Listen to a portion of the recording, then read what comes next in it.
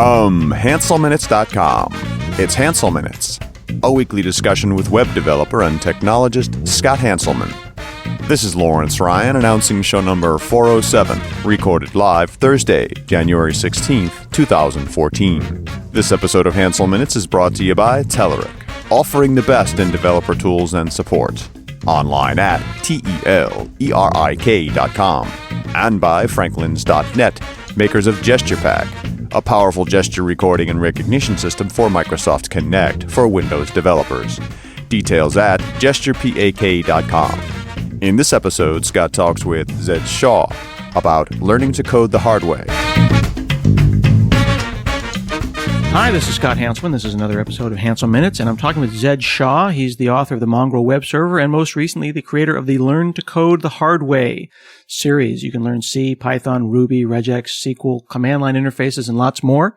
Thanks for talking to me today, Zed. Yeah, not a problem.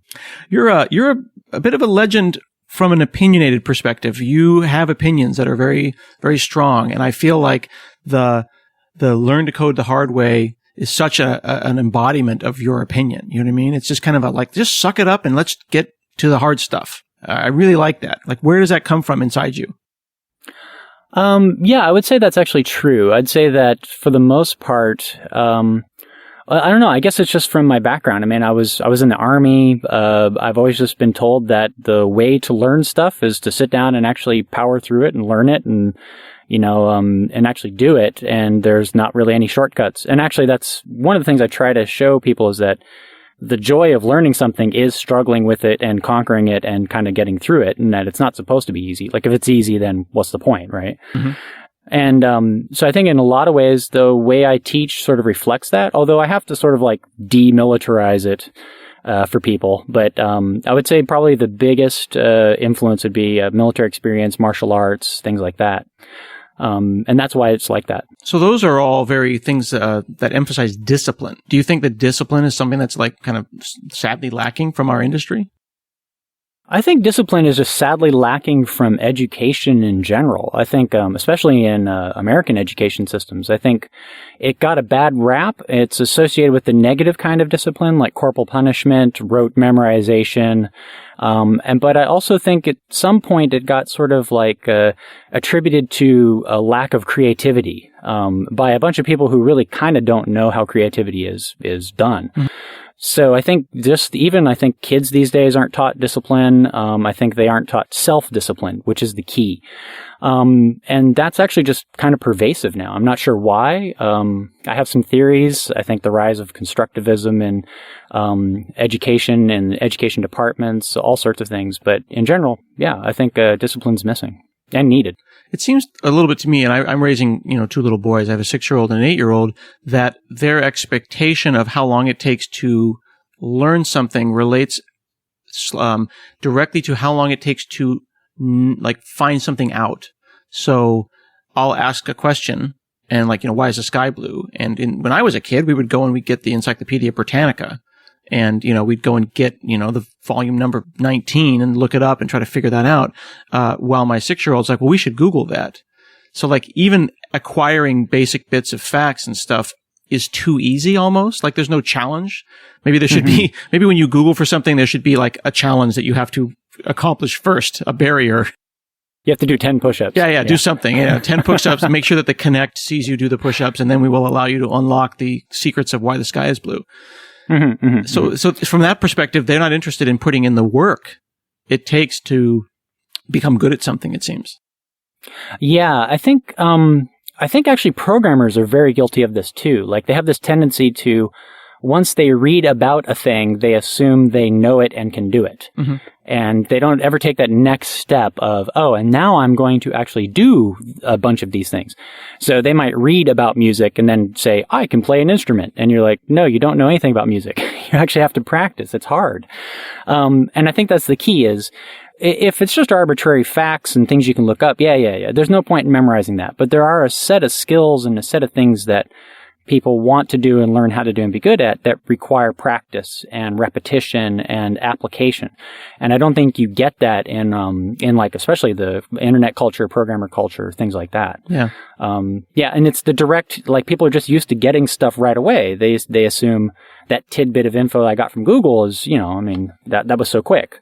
And now what you get is, they don't want to invest the time in learning it and going through the struggle. Yeah, I'm working on an iOS app right now with a web component that's going to involve pairing, kind of like pairing this app to this website so that they all talk to each other. And the discussions that I'm having with my partner are basically like, oh no, that extra click could mean 10% of our users are going to leave at that point. Like, if they can't download it and within 2 minutes or 3 clicks, and we just like made those numbers up, they're going to abandon it completely. And we're just like, really? It's an amazing app. And you're saying that there's all these UX mistakes that we could potentially make. And he's imagining like 100% of people show up. They have to do this. Boom. Okay. You've lost half of them. I'm like, really? Really? They downloaded it. We lost half of them. They want to do it. We have such low expectations of our users. We're just like, yeah, they're not going to be interested in, clicking. It's such a banal thing. So we're actually going to be using QR codes. And I know that the answer to should you use a QR code is always no. But basically, it's like, okay, they can either see this GUID and type this GUID, or they could, what's the easiest way we could get this GUID into this device? And it's just like, gosh, I feel like the onboarding process is completely overshadowing the awesomeness on the other side. And I feel the same way about programming. Like, we're focused so much on onboarding people into development, and they're completely missing, like, why am I doing this? Yeah, I also think there's a slightly odd American cultural component where for the longest time, like, people who are nerds and geeks and programmers are sort of like assumed to kind of not be doing anything important, right? Like, it was like a hobby. Like, a lot of people just got paid to do their hobby. That's how I looked at it. And it's only really recently that people are like, oh, wow, you can actually be filthy rich if you do this and you become Mark Zuckerberg or whatever. And so there's this huge cultural, like, debt, I guess you would call it, of people used to think being a programmer was just, oh, well, that's easy. But nobody really bothered to figure out how to do it and whether it was easy. They just thought you were just like some strange little nerd who liked to work with a computer, so obviously that must be easy. And now people are into it, and they're sort of realizing that, oh, it's way more difficult than that. It takes you years to be good at it, and that's probably a big reason why you're seeing this. Like, you're seeing people come to programming from a background of not understanding it at all, but also sort of like a general loathing of nerd culture within large sections of society. And they come to it and then they go, oh, well, this is actually more difficult than I thought it was. And I mean, I'm sort of waiting for it I'm hoping my books give people some respect for what I do. I think that's a big part of it. But you might actually you do see some backlash. You see people who are like, oh, why should my kids learn how to be nerds? That's so stupid. And I think that's like one of the negative things you try to fight. Yeah, when I was coming up, being a nerd was a bad thing. And I don't understand why that is. I mean, being smart should not be looked down upon. I saw in a newspaper today that Neil deGrasse Tyson is bringing back the Cosmos series. He's going to bring back Cosmos that Carl Sagan did, because he said that being smart and knowing these things is somehow looked down upon. He wants to try to make it fun again. When you were thinking about, like, which was the first one? What was the first learn to code the hard way? It was Python, right? Yeah, it was Python. And I had actually written that for a friend who wanted to learn, and she couldn't find any other books. So I just sort of started hacking on it while I was watching TV, pretty much. Well, but why learn the hard way? Why not learn Python in 24 hours? Surely there must have been a book like that for your friend. Yeah, and that was the thing, is she tried those, and, I actually probably could think that if someone wanted to spend a whole 24 hours and sit down and, like, do it for 24 hours straight, they might be able to get through a large portion of the book. But it does, like, sap your intelligence, and your brain just stops working, so I don't know how useful it is. But I think it's actually it's more like how the subjects were taught by all these other books didn't work for very beginners. So I think books were either written for little kids, and so they were kind of useless, or they were written for adult programmers. Even if they said it was for beginners, they were totally written for a programmer. And they just assumed tons of information that you just wouldn't have. And so because I had a specific person in mind while I was writing it, and I sort of had experience from, I had just completed a music school. So I had suffered through trying to learn to play guitar at my late 30s. So I knew a lot about how adult learning was like what would work. And I was just I'm like, yeah, what you need to do is you need to have it like the bare minimums to start, and you need to just do a lot of practice until you can get up until these words don't seem so weird. In the same way that you want to play guitar, you got to do the same thing, And that was the primary difference. It was just that I thought, as an adult learner, it doesn't come quickly to you. Languages don't come quick to you. So rote sort of practice and then applying it is a better way. And it turned out to be right. And do you think that means that one should be an adult? I mean, should I stick a 12-year-old on Learn Python the Hard Way? Or, I mean, what age is appropriate? Well, a lot of the theory behind it later, I sort of backed into the theory, was based on the direct instruction school of teaching. And I think what happened is because I had written it for an adult who was trying to learn it and was busy, say, right? I think that made it easy enough that just about anybody can go through it. So the people who don't even read English very well go through it. Kids go through it. Just about everyone does. It's sort of like I set my bar of the learner so low. No offense to my friend, but I set the bar super low. And so that meant that a lot of other people could actually finish it. And then also I think it fits well with kids from what I've seen because it's very tiny chunks. So it's hard for them to get distracted by it, or to get overwhelmed by it. It's like teeny tiny little chunks. You can do them in like a little hour, which I think seems to work better when you're younger. But also if you're a busy adult too.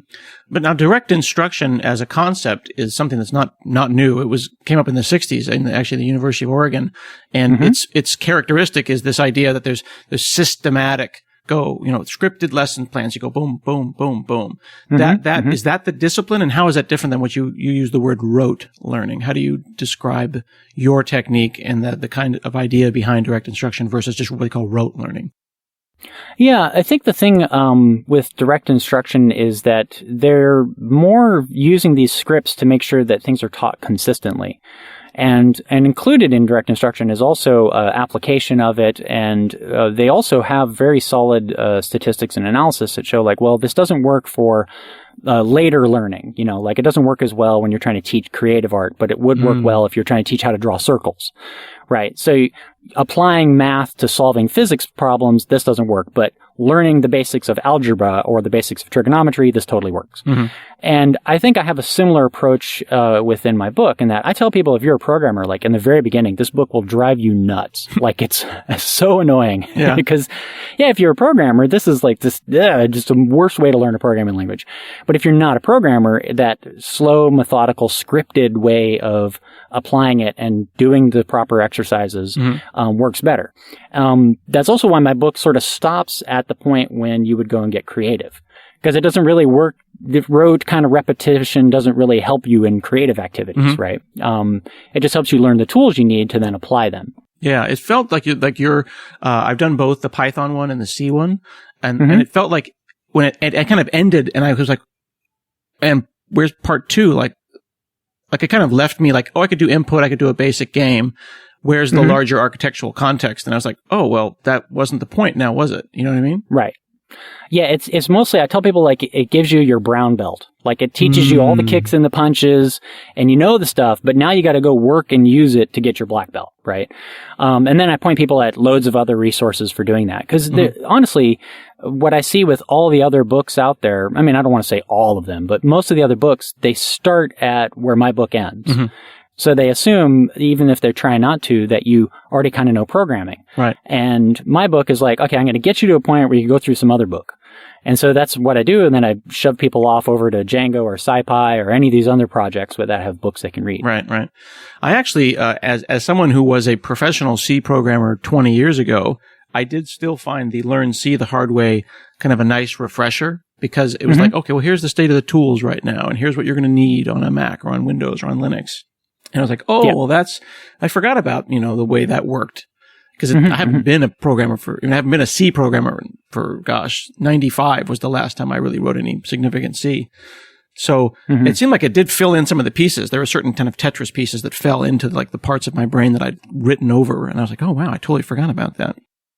Right, yeah. And that book actually was targeted at scripting programmers who don't really know C, but it's so helpful for them to know it because, extending their languages depend on it. Even just simple things like how programs crash, how security bugs work, all of that stuff is just way easier to understand if you know C.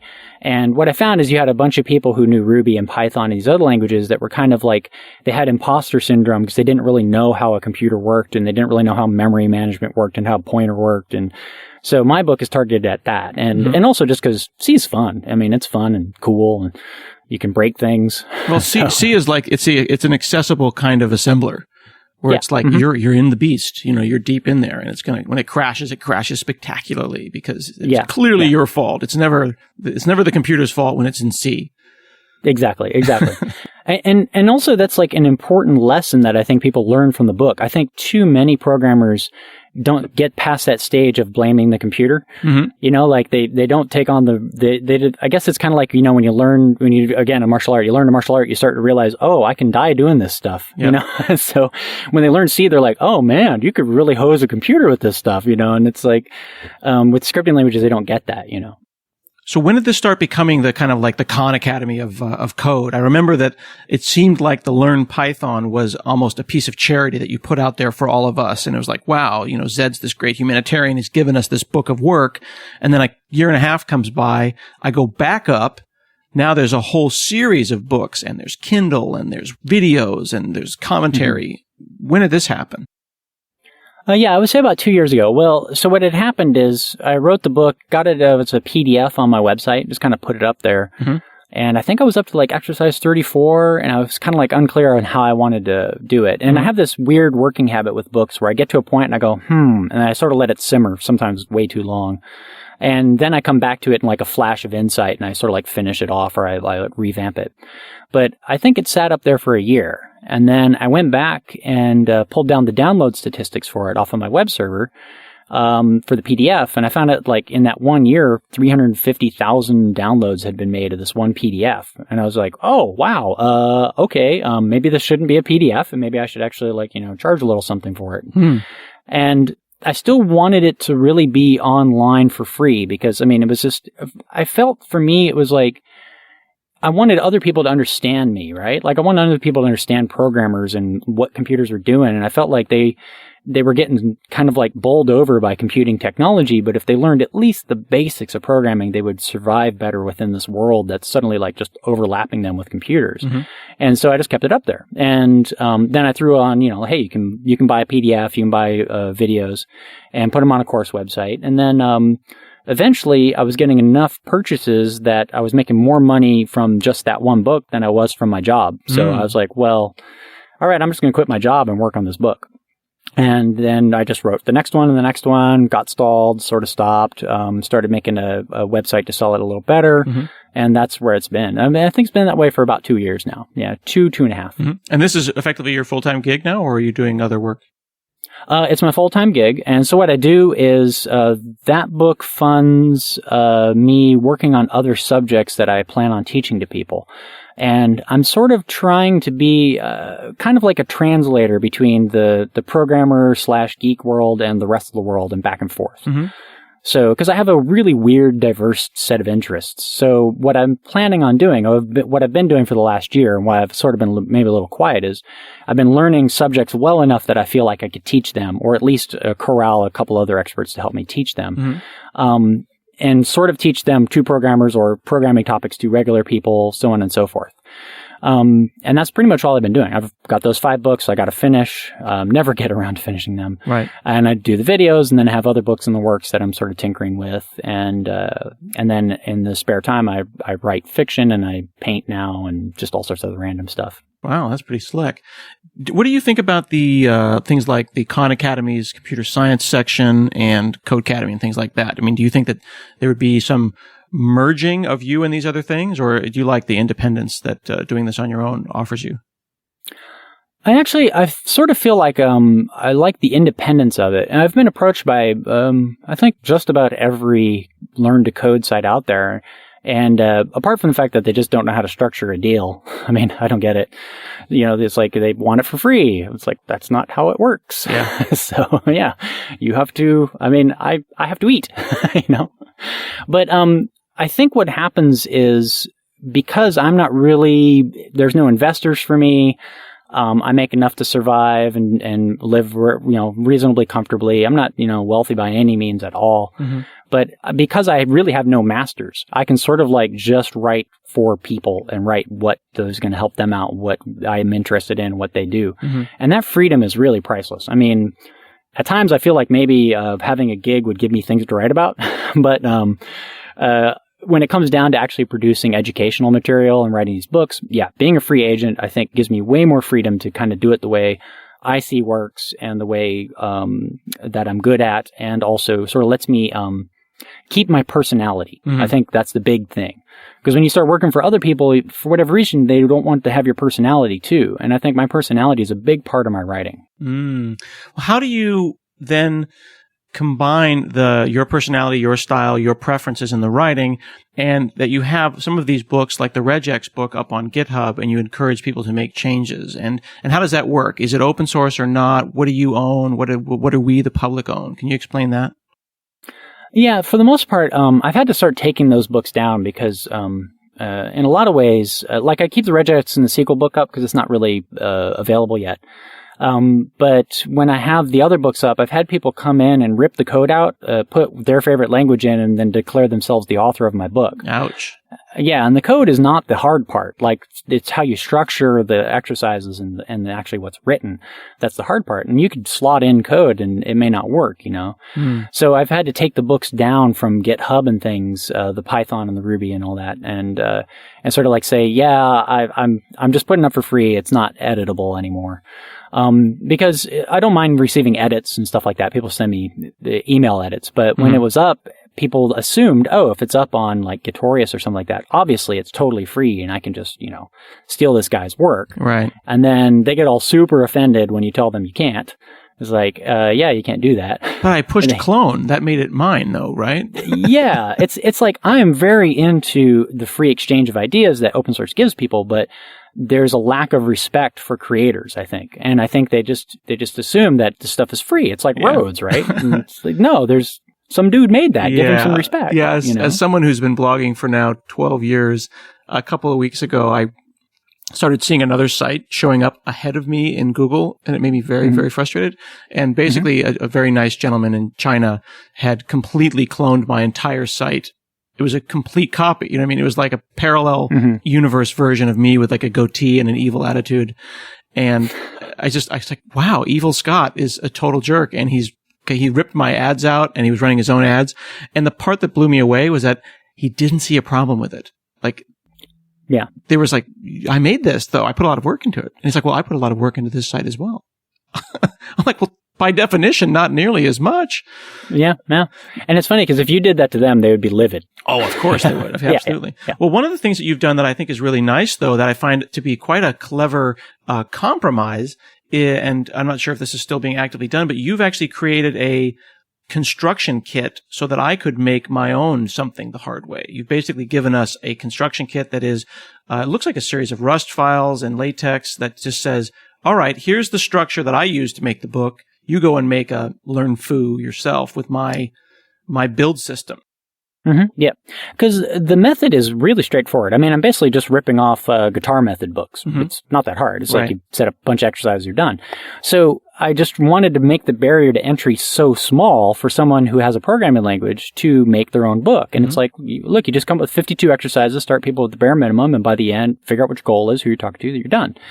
But it was more of a compromise. It was kind of like, well, instead of stealing my book and being lazy, I want you to write your own book, but I know this is kind of like hard to figure out. Like digital publishing is a pain. Right. So here's a template that just makes all the crap for you. Like everything works.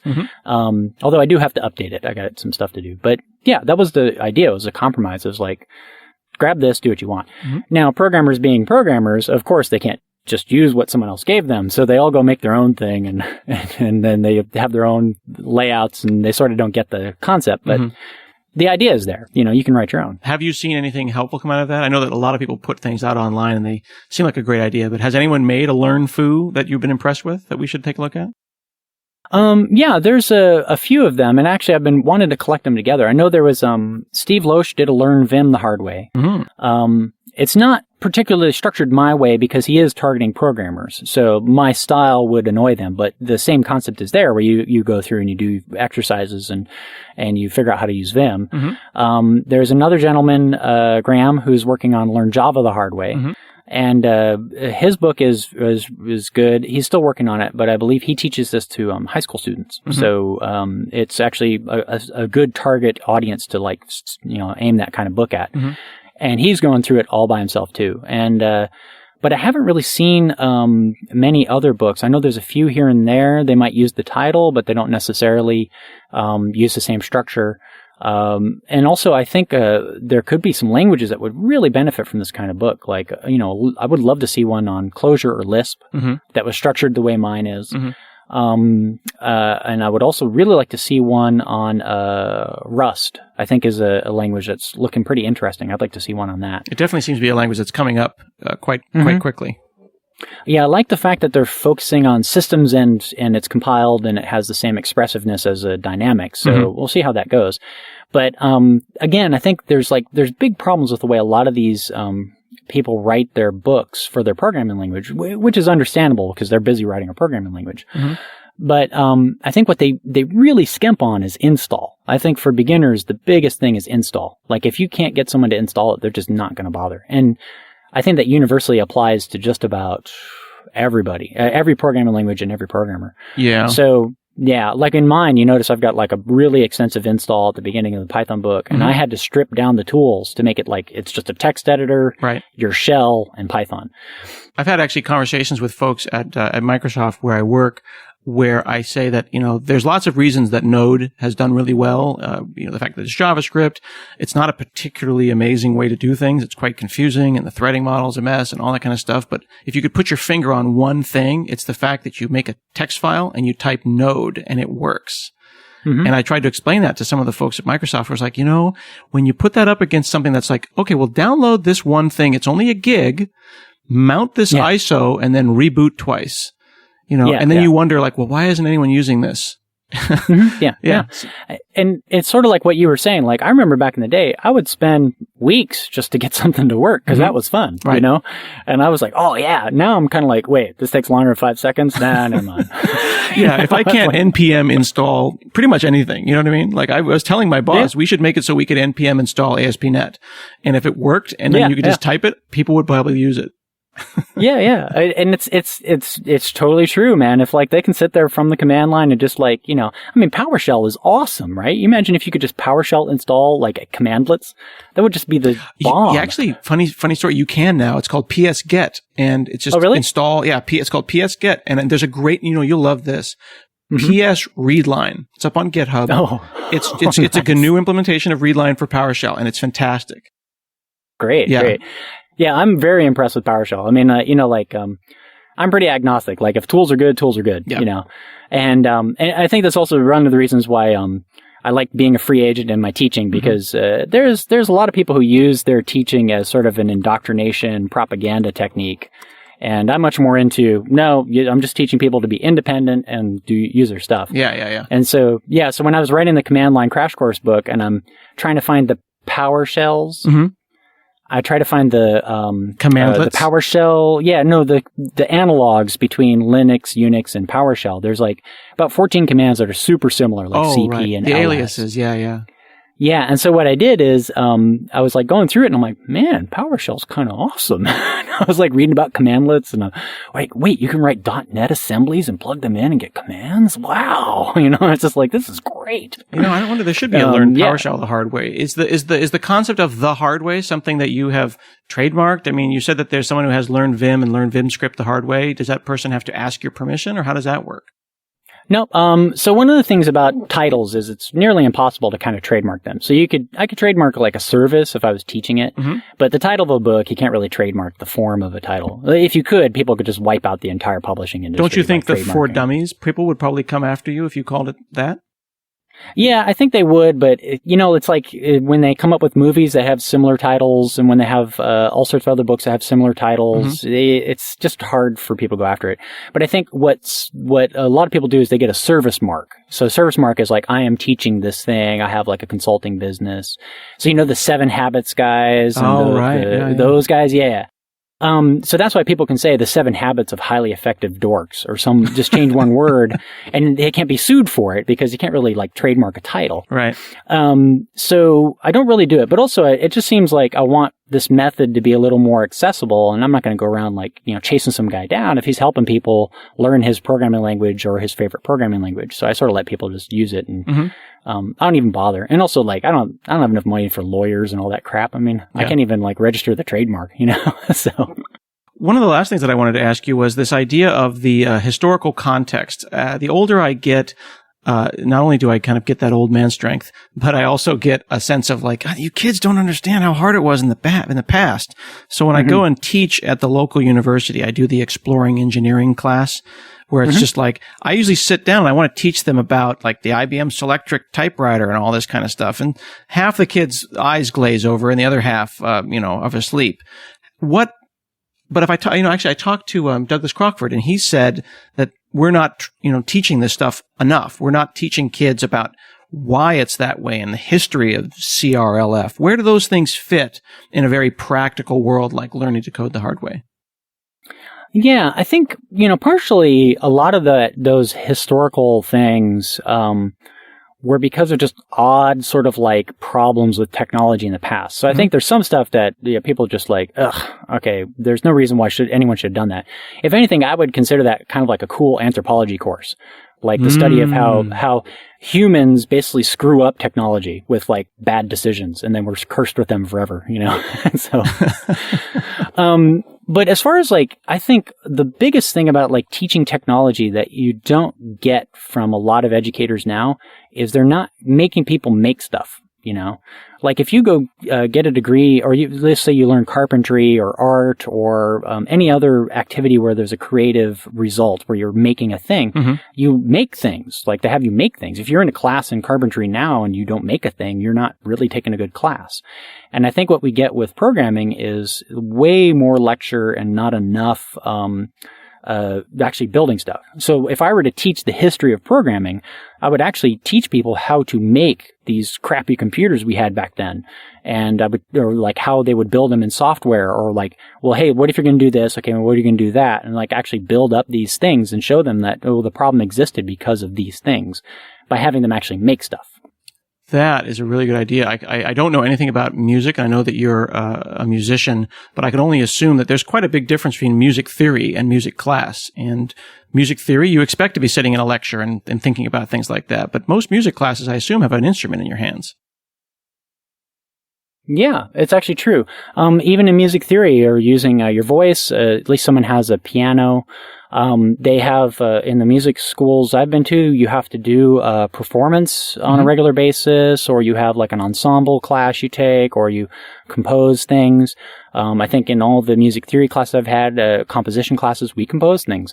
And also you're learning, if you're learning to play songs, you actually play them, and you're graded on how well you play them. I think too often in the programming classes, they have you do things that are sort of like very arbitrary, kind of dumb exercises that don't really have any impact, and you don't really make stuff. And that's fine in the very low-level beginners, kind of like where my book's at. Like, you're not making anything useful in my book.